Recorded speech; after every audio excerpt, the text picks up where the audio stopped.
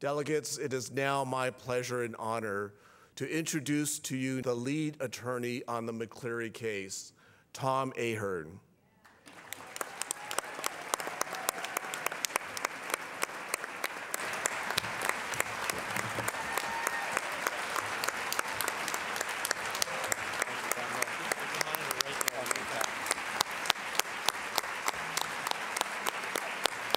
Thank you. Thank you very much. Every person in this room, every educator in this state, every elected official here in Washington knows what Article 9, Section 1 of our Constitution says. It is the paramount duty of the state to make ample provision for the education of all children residing within its borders. John mentioned the importance of talking about where the world is today. Because of you, where the world is today when it comes to Article 9, Section 1, is the Supreme Court's decision in the McCleary case. I want to first, to show how far we've come, talk about where the world was 8 years ago when this representative assembly took that action that John talked about in 2004 to pursue this suit. Second, I want to talk about where the world is today because of your victory in the McCleary case. And then third, I want to talk about the road that lies ahead and what we need to do working with the Supreme Court in that case to make that ruling a reality in the classrooms all across Washington. So where was the world 8 years ago? With respect to that paramount duty clause, the state's position was, well, paramount duty means just one of many important duties. And, we've got a lot of important things to fund, so of course we can't fully fund education because we have to fund all this other stuff too. Ample provision, the state's position was, well, ample provision means adequate to eke by. And the state made a big deal at the trial that clearly we're being adequately funding our school districts because in the several years of that litigation, only one of the 296 school districts in the state went insolvent, Bader. So clearly there was ample provision being made by the state. All children. The state's position had been that, well, that just really means lots and lots of children. And because there's no dispute, they do educate lots and lots of children. And for example, at trial, the state's response to our pointing out the embarrassing achievement gaps that we have in this state, not just between whites and minorities, but between low income and middle class and upper income, between the poorer districts and the richer districts, the state's response was to fly in expert witnesses from other states to testify that, all really can't mean all because those low socioeconomic kids, they're never going to learn. So all really can't mean all. With respect to education, the state's position was very simple. Education simply means whatever funding formula the legislature calls basic ed. Well, the legislature can do arithmetic. And of course, they always fully fund the formula that they write. And so if education, that word education, simply means the funding formula the legislature writes, well, there's no constitutional violation. What was the result of that? The result is if you take what it actually costs to run our schools. This isn't what it costs to actually amply provide an education to all kids, but this is just the cost under the state's own numbers of what it costs to run our schools. The state's basic education funding formula is funded, well, less than half of that. The state's position was that is fully funding education under our Constitution, leaving this gigantic gap that had to be filled with local levies when voters would approve them and there was income to pay them, local bonds, federal funds, grants, and then the discretionary money that the state could take away at any time, like the 728 money or the 732 money or things like that. So what was the result? That is where this assembly was in 2004.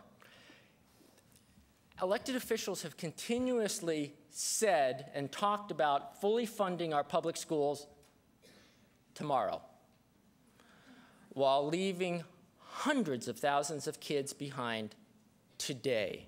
I mean, it's like that old country music, it's not too old, Kenny Chesney, the country music song, everybody wants to go to heaven, but nobody wants to go right now. everybody wants to fully fund our public schools, but nobody wants to do it right now. This Representative Assembly 8 years ago decided enough was enough was enough. They decided to take action. You decided to take action. You decided to take the lead with community organizations, civil rights groups, and school districts all across this state to sue the state for violating our Constitution. It was a long, drawn-out battle. It took many years, involved literally hundreds and hundreds and hundreds of thousands of pages of documents, 100 depositions, hundreds of court filings, a trial that started in August of 2009 and went through the middle of October of 2009. The trial judge issued his ruling in February of 2010, and the Supreme Court finally issued its ruling in January of this year. So that brings us to where the world is today, that McCleary decision. With respect to that paramount duty provision, where the state had said it's just one of many important duties, the Supreme Court said wrong. That paramount duty clause means the state's first and highest priority before any other state program or operations. Now, that's important because we're all familiar with the excuse that, the legislature has to limit K-12 funding because it's got to leave money for other important state programs. The Supreme Court rejected that excuse. The fact of the matter is the state has enough tax revenue today to amply fund our public schools if the state funds our schools first. And that's exactly what the Supreme Court said Paramount required the state to do. The state must amply provide for the education of all Washington children in the state first and highest priority before any other state programs or operations. That ruling on Paramount is also important because we're familiar with the excuse that today's fiscal crisis justifies K-12 funding cuts. The Supreme Court rejected that as well. Supreme Court said the state may not make reductions for reasons unrelated to education policy like, fiscal crisis or mere expediency. So let's go to that ample provision clause where the state had previously said that's, adequate to eke by. The Supreme Court said wrong.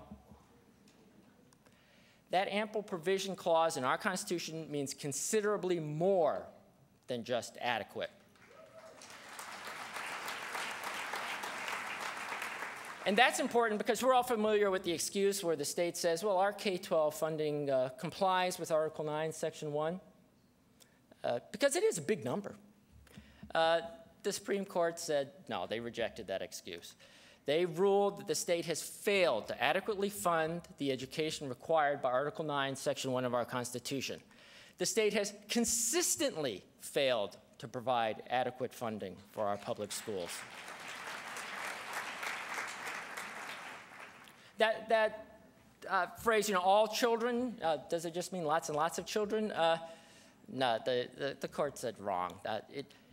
All children, it actually means each and every child in Washington. No child is excluded. So which then brings us to that word education. And the state has always said, it's just the funding formulas we call basic ed, and we can do math. We fund what we fund, and so no problem. The court said wrong. What the court did is it focused on the importance of education. What's important to note, too, is the state itself, after they lost at the trial court, never disputed the importance of education in our state. The state never disputed the trial court's rulings that a healthy democracy depends on educated citizens. The important point that education operates as the great equalizer in our democracy, equipping citizens born into underprivileged segments of our society with the tools they need to compete on a level playing field with citizens born into wealth or privilege.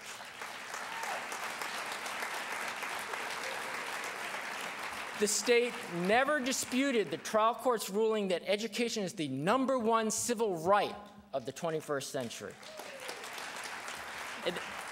This point was probably made most eloquently by one of the civil rights leaders who testified at trial, Roberto Maestas, when he was explaining why El Centro de la Raza spends so much time, energy, and effort on education, especially early education. And he put it very simply: the only way you can be free is to be fully educated. Our Supreme Court agreed. Our Supreme Court said that word education, it doesn't mean a funding formula. It means the basic knowledge and skills that are needed to compete in today's economy and to meaningfully participate in our state's democracy. Now, the state complained and said, well, how are you going to actually figure out what those skills are? And the Supreme Court said, no problem, legislature, you've already told us. You passed the Basic Education Act back in 1993, House Bill 1209.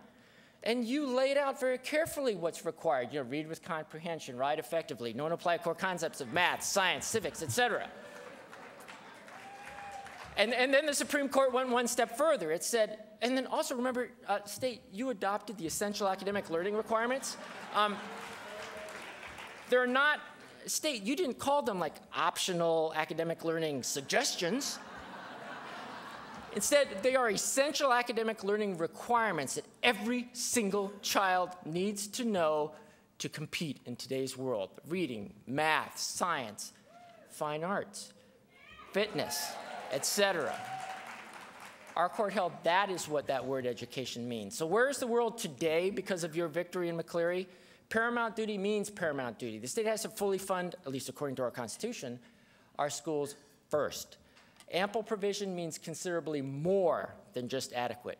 All children means all children, not just the ones that are easy to teach, not just the ones that come from good families, not the ones from wealthier areas or comfortable communities, all children. And education is the knowledge and skills that kids need to compete in today's world. And our court held, Article 9, Section 1 confers on children in Washington a positive constitutional right to an amply funded education. It's not some aspirational goal to think about. It is a constitutional right of every single child in our state. So that brings us to where will the world move forward? Now, the day after the court's ruling, the Seattle Times, which has been talked about earlier, reported the court ruling won't shield schools from more cuts, because that was the state elected officials' official response. And we all saw the other headlines, predict delays, no quick end in sight. Legislators say prompt compliance with the Supreme Court's ruling is not feasible. State officials say we can't levy taxes to pay for what the Supreme Court ruling would require. Elected officials say they won't approve public schools budget that comply with the Supreme Court's ruling. I've only got two more. The legislature decides that it needs to conduct a study before positive steps can be taken to comply with the court's ruling. The state attorney general argues the court usurped the powers of the state legislature in its decree, and state officials say they will not sacrifice the welfare and best interests of the state to satisfy some silly Supreme Court ruling. McCleary decision. The court said our Constitution requires the state to amply fund its public schools and to do so first, before funding any other program or operation. Today is the 58th anniversary of when the Supreme Court issued the Brown versus Board of Education decision.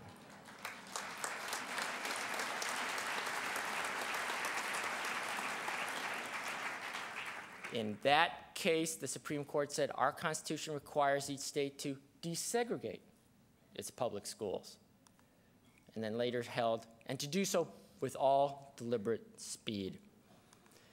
Legislators and governors in some states had the courage to promptly comply. But those in other states came up with a litany of excuses and tactics to stall. Now, I know this comparison irritates a lot of elected officials here in the liberal, great, enlightened Northwest, because their response to the McCleary ruling is nothing like the response of Governor Wallace and the Southerners to the Brown versus Board of Education ruling. But You know that headline I showed you earlier, the predict delays? That was actually the headline in the Danville, Virginia Bee in response to Brown versus Board of Education. That no quick end in sight, that was the headline in the Biloxi, Mississippi Daily Herald in response to Brown versus Board of Education. The quote about legislators say prompt compliance with the Supreme Court's ruling is not feasible. Well, that's from the New Orleans Times-Picayune in response to Brown versus Board of Education. State officials say they can't levy taxes to pay for what the Supreme Court requires. Well, that's from the Atlanta Constitution in response to Brown versus Board of Education. Elected officials say they want to approve public budgets, school budgets that comply with the ruling. Well, that's from the Aiken, South Carolina Standard and Review. Another South Carolina paper, the quote about legislature decides it needs to conduct a study to comply with the Constitution. Another Southern paper with the state attorney general says that the court has usurped the powers of the state legislature, response to Brown versus Board of Education. And finally, state officials saying they will not sacrifice welfare and best interests of the state to satisfy the Supreme Court's request. That's the Augusta, Georgia Chronicle. Now, our Supreme Court was familiar with the past in other constitutional cases. Our Supreme Court was familiar with the past in our state, where, remember, back in 1978, the Supreme Court of our state said in the Seattle School District decision, hey guys, Article 9, Section 1 means you have to fully fund the public schools, so do it. And, well, for 30 years, we had people talking about it, but not doing it. What our court ruled in McCleary was what we, the Supreme Court, have learned from experience is that this court cannot stand on the sidelines and hope the state meets its constitutional mandate to amply fund education.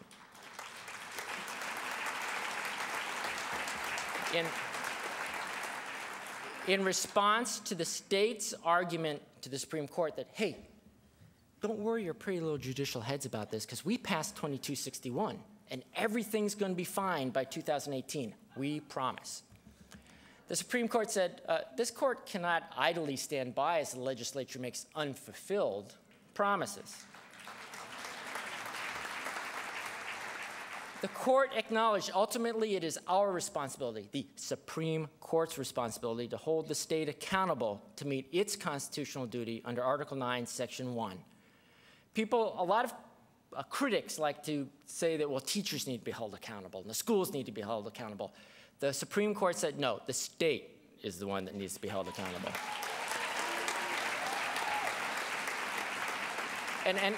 And how the Supreme Court closed is they said success depends upon continued vigilance on the part of the courts.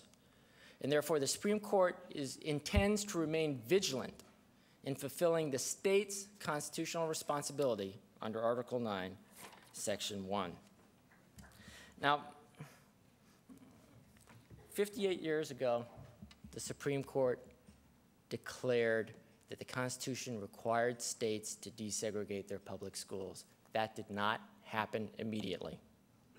It took plaintiffs in lawsuits to get the courts to force elected officials to comply with the Constitution that they had all taken an oath to uphold.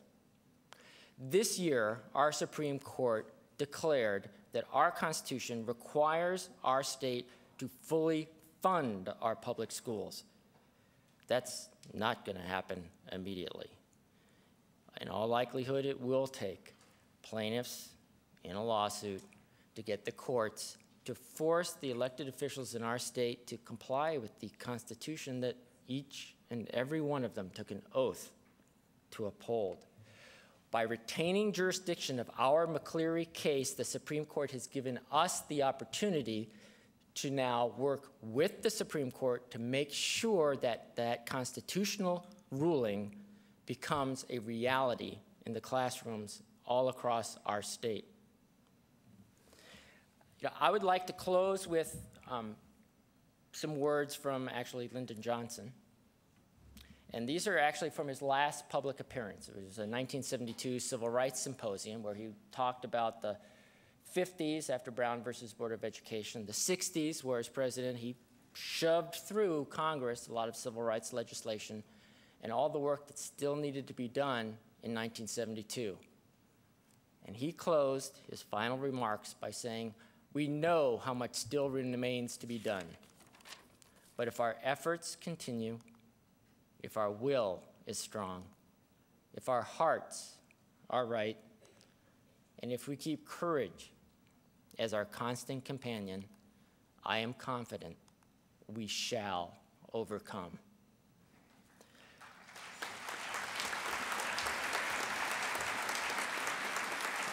Those words apply to each and every one of us today and to the challenges that we all face on the road that still lies ahead if we are going to make the McCleary ruling reality for the kids in our public schools. That's all I have. Thank you.